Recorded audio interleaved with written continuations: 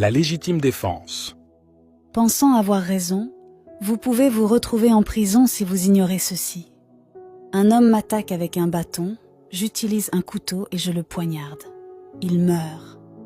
Puis-je évoquer de la légitime défense? Non, la légitime défense doit être proportionnelle. Si on vous attaque avec un bâton qui ne peut probablement pas vous tuer, si vous utilisez un couteau pour répliquer, vous serez condamné pour meurtre avec circonstances atténuantes. Un homme m'attaque, me tabasse et part. Comme je ne suis pas assez fort, je pars chercher mon groupe d'amis et on revient le tabasser. Est-ce de la légitime défense? Non, la légitime défense doit être spontanée, donc elle doit se commettre dans le même instant que lorsqu'on est attaqué. Je vois un voyou agresser un homme en cours de route, je le défends et je tabasse le voyou. Serais-je inculpé pour coups et blessures volontaires?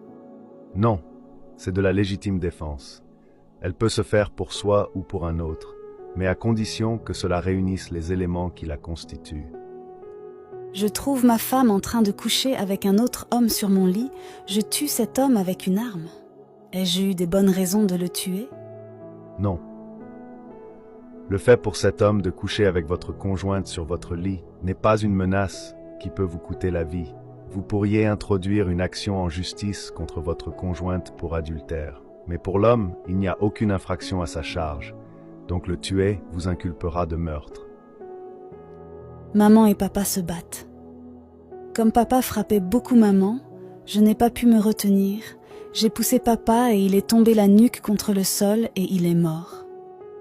C'est de la légitime défense? Il ne suffit pas juste de dire cela. Encore faudrait-il prouver que papa allait vraiment faire du mal à maman. Donc dans ce cas, avec un juge moins sévère, vous serez peut-être acquitté. Un criminel a assassiné toute ma famille en 2020. J'ai suivi ses traces et je l'ai retrouvé puis je le tue. Puis-je dire qu'il s'agit de la légitime défense? Non, il s'agit d'un assassinat. Vous auriez mieux fait de porter plainte avec vos preuves à l'appui. Un homme insulte ma mère en plein air, et comme je suis champion de la boxe de mon quartier.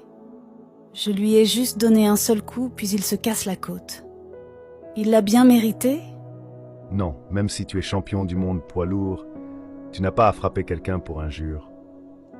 La loi peut parfois sembler dure, mais elle est ce qu'elle estimated. Il est donc essentiel de toujours savoir comment se comporter pour rester dans ses limites. Merci de nous avoir écoutés et un grand merci à notre invité, homme de loi,